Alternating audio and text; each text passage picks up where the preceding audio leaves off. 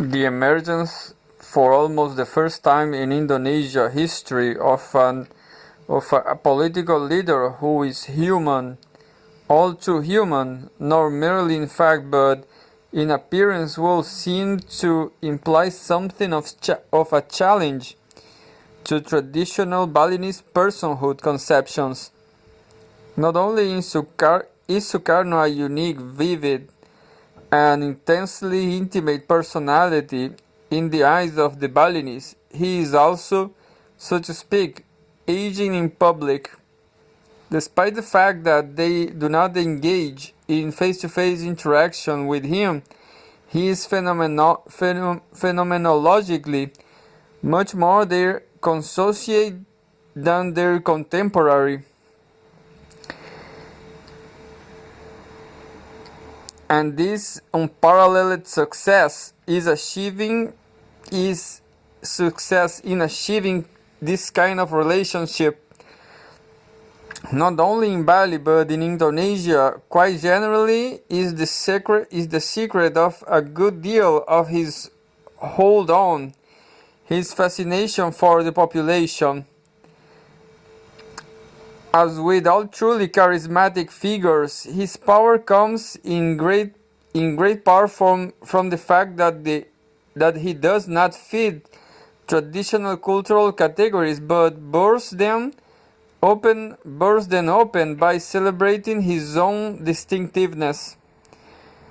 The same is true in reduced intensity for the lesser leaders of the new Indonesia, down to those foul small frog Sukarnos, with whom the population does have face-to-face relations, now beginning to appear in Bali itself. The sort of individualism which Burckhardt saw the Renaissance princes bringing through sheer force of character to Italy, and bringing with it the modern Western consciousness, may be in the process of being brought in rather different form to Bali by the new populist princes of Indonesia. Similarly, the politics of continuing crisis on which the national state has embarked are patient for pushing events toward their climaxes, rather than away from them, will seem to pose the same sort of challenge to Balinese conceptions of time. And when such politics are placed, as they are increasingly being placed, in the historical framework so characteristic of new nationalism, almost everywhere, original greatness, foreign oppression, extended struggle, sacrifice and self-liberation, impending modernization, the whole conception of the relation of what is now happening to what has happened and what is going to happen is altered. And finally, the new informality of urban life and the pan-Indonesian culture which dominates it, the growth in importance of youth and youth culture with the consequent narrowing, sometimes even the reversal of the social distance between generations, the sentimental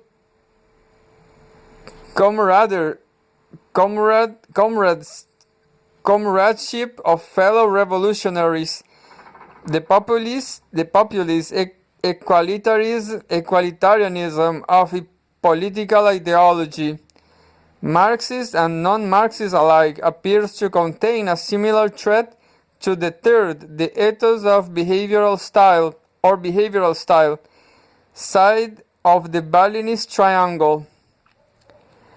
All this is immediately mere speculation, though given the events of the 15 years of independence, not wholly groundless speculation. And how fast and in what order Balinese perceptions of person, time, and conduct will changes, if not wholly unpredictable in general, largely so in detail, but as they do change, which seems to me certain and in fact already to have well begun. The sort of analysis here developed of cultural concepts as active forces of thought, as a public phenomena with effects like other public phenomena, should aid us in discovering its outlines, its dynamics, and even more important, its social implications. Nor in other forms and with other results should it be less useful elsewhere.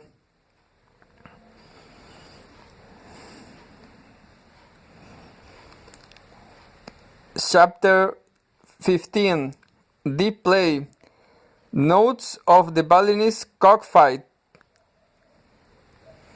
The Raid.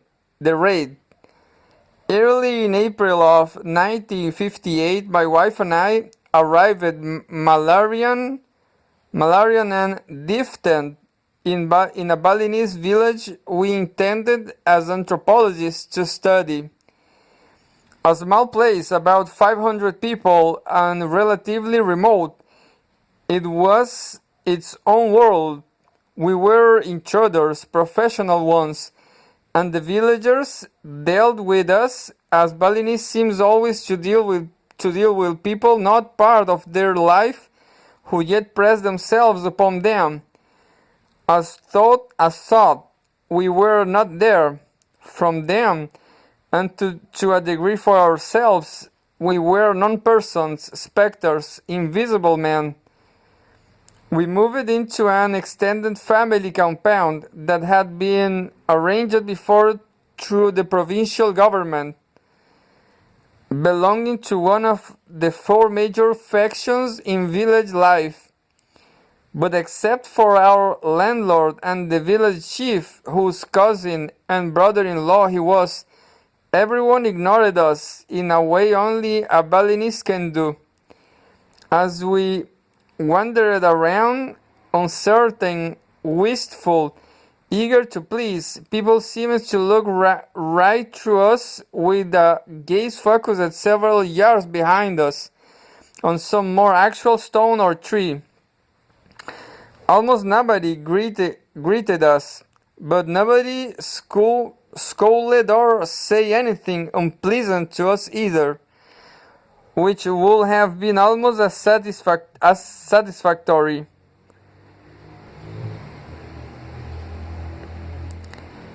If we ventured to approach someone, something one is powerfully inhibited from doing in such an atmosphere, he moved negligently but definitely away.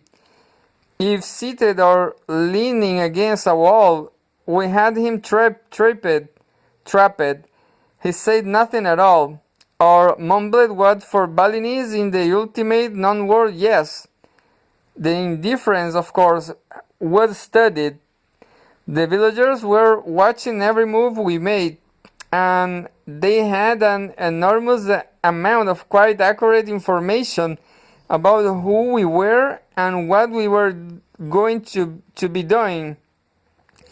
But they acted as if we simply did not exist, which in fact, as this behavior was designed to inform us, we did not, or anyway not yet.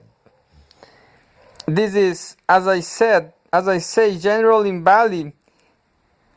Everywhere else I have been in Indonesia and more latterly in Morocco. When I have gone into a new village, people have poured out from all sides to take a very close look at me, and often an all too probing feel as well. In Balinese villages, at least those away from the tourist circuit, nothing happens at all. People go on pounding, chatting, making offerings, staring into space, carrying baskets about while while one drifts around feeling vaguely disembodied. And the same thing is true on the individual level. When you first meet a Balinese, he seems virtually not to relate to you at all. He is, in the term Gregory Basseton and Margaret Mead made famous, away. Then in a day, a week, a month, with some people the magic moment never comes. He decides, for a reason I have never quite been able to fathom, that you are real, and then he becomes a warm, gay, sensitive, sympathetic thought, being Balinese, always precisely controlled person. You have crossed somehow some moral or metaphysical shadow line. Though you are not exactly taken as a Balinese, one has to be born to that. You are at least regarded as a human being rather than a cloud or a gust of wind. The whole complexion of your relationship dramatically changes to, in the majority of cases, a gentle, almost affectionate one, a low-keyed, rather playful, rather mannered, rather bemused geniality.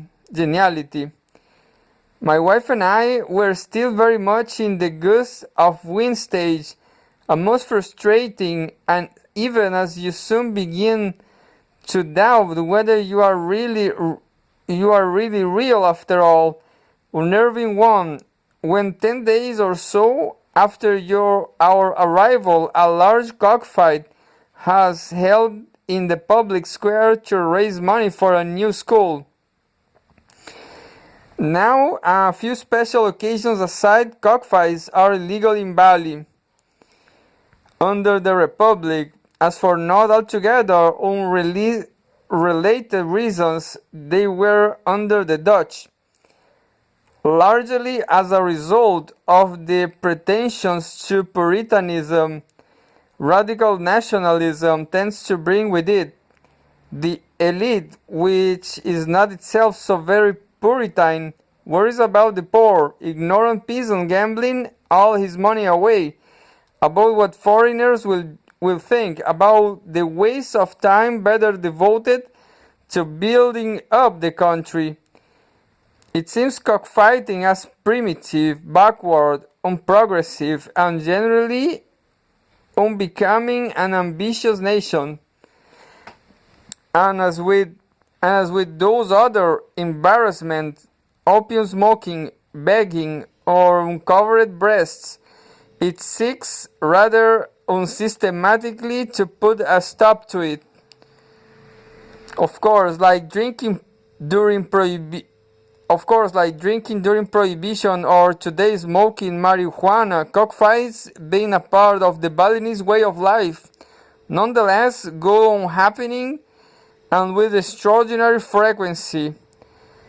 And as with prohibition or marijuana, from time to time the police, who in 1958 at least were almost all not Balinese but Javanese, feel called upon to make a raid, confiscate the cocks and spores, fine a few people, and even now and then expose some of them in the tropical sun for a day as object lessons which never somehow get learned, even though quite occasionally, the object dies. As a result, the fights are usually held in a secluded corner of a village in semi-secrecy, a fact which tends to slow the action a little. Not very much, but the Balinese do not care to have it slowed at all. In this case, however, perhaps because they were raising money for a school that the government was unable to give them, perhaps because raids had been few recently, perhaps, as I gathered from subsequent discussions, there was a notion that the necessary bribes had been paid. They they thought they could take a chance on the central square and draw a larger and more enthusiastic crowd without attracting the attention of the law. They were wrong. In the midst of the third march, with hundreds of people, including still transparent myself and my wife, fused into a single body around the ring, a superorganism in the literal sense, a truck full of policemen armed with machine guns roared up. Amid great screeching cries of "Police! Police!"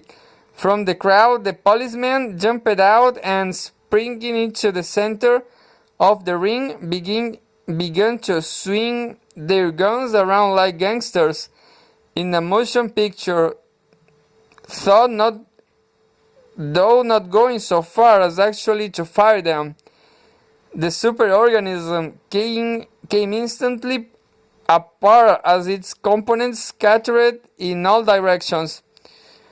People raced down the road, disappeared headfirst over walls, scrambled under platforms, folded themselves behind wicket screens, scuttled up coconut trees.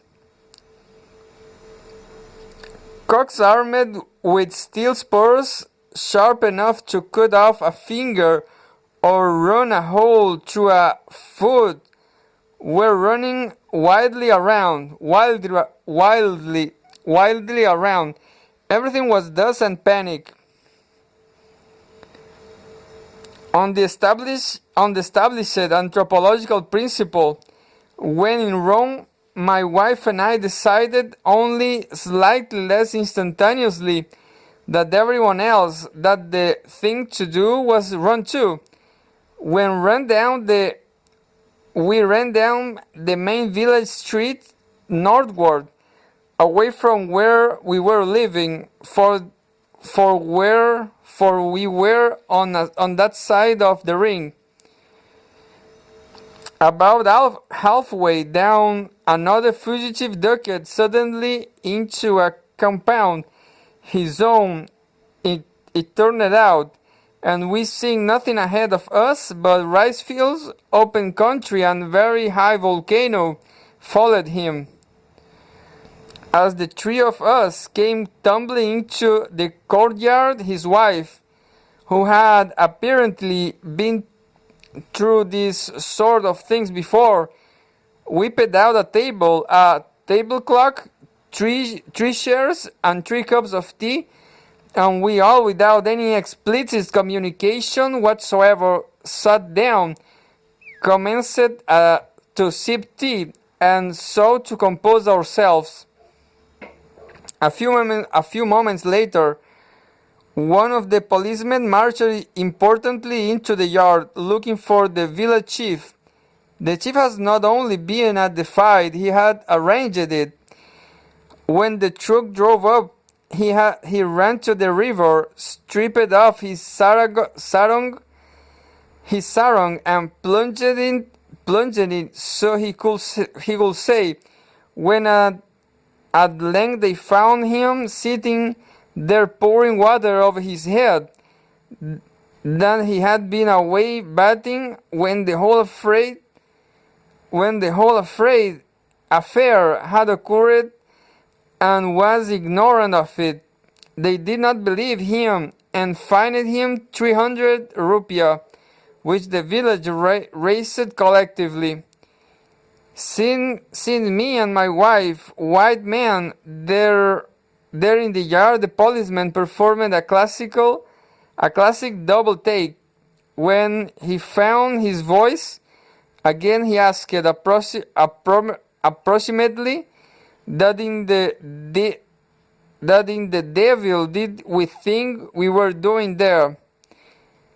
Our host of 5 minutes leaped instantly to our defense, producing an impassioned description of who and what we were, so detailed and so accurate that it was my turn, having barely communicated with a living human being save my landlord and the village chief for more than a week, to be astonished.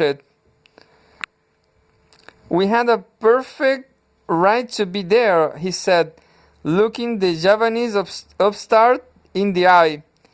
We were American professors. The government had cleared us. We were there to study culture. We were going to write a book to tell Americans about Bali. And we had all been we had all been there drinking tea and talking about cultural matters all afternoon, and did not know anything about any cockfight. Moreover, we had not seen the village chief all day. He must have gone to town. The policeman retreated in rather total disarray, and after a decent interval, bewildered but relieved to have survived and stayed out of jail, so did we.